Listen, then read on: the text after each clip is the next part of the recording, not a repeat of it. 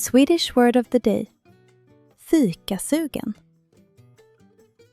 You might know what it feels like to crave a coffee, but in Sweden we have a specific word for a deep, visceral urge that is more than just a want. It is a cultural necessity. This is the feeling of being fikasugen. It is the soul calling for a pause, a treat, and a moment of connection. Freja knows this feeling well.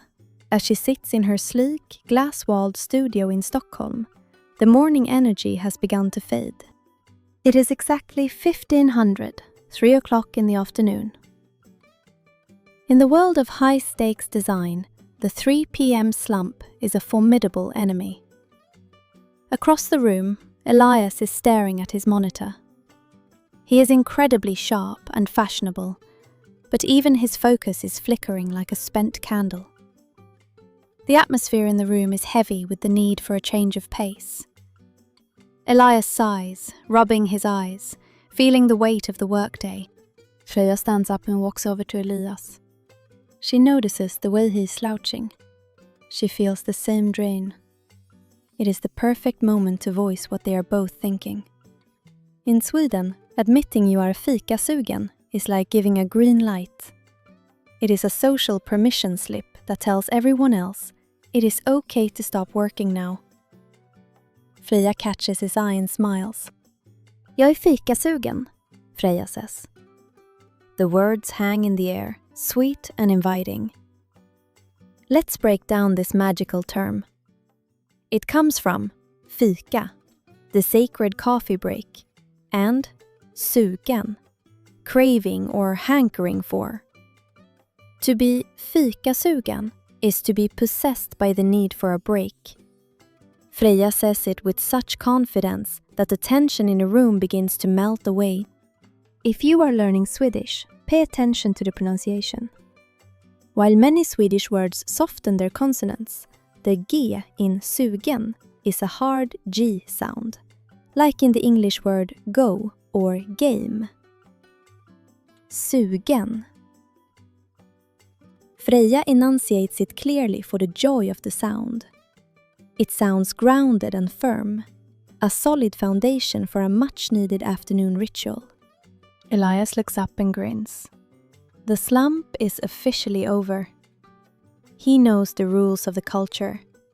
Unlike the solitary coffee-to-go culture, where people drink from paper cups while rushing to the subway, a true Swedish fika is communal. It is about sitting down. It is about the här och nu, the here and now. Ska vi fika? Elias asks. Shall we fika? They leave the studio and walk together toward their favorite spot. The Stockholm streets of 2026 are a blend of historic charm and futuristic greenery. They aren't looking for a quick caffeine fix. They are looking for an experience. Freja and Elias walk side by side, their silhouettes looking like something out of a high fashion magazine, yet their conversation is easy and light. They enter a beautiful modern café. The aesthetics are breathtaking.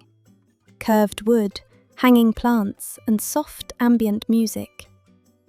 The air smells of roasted beans and sugar. Freja takes a seat at a small marble table. This is the heart of Swedish culture, the deliberate choice to slow down when the rest of the world is speeding up. Elias returns to the table carrying a tray. On it are 2 steaming cups of coffee and the ultimate cure for being fikasugen, the Kanelbulle. These cinnamon buns are legendary. Twisted dough filled with butter, cinnamon, and sugar, topped with crunchy pearl sugar.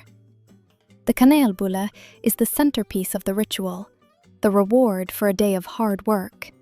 Nu fikar vi, Freja says happily.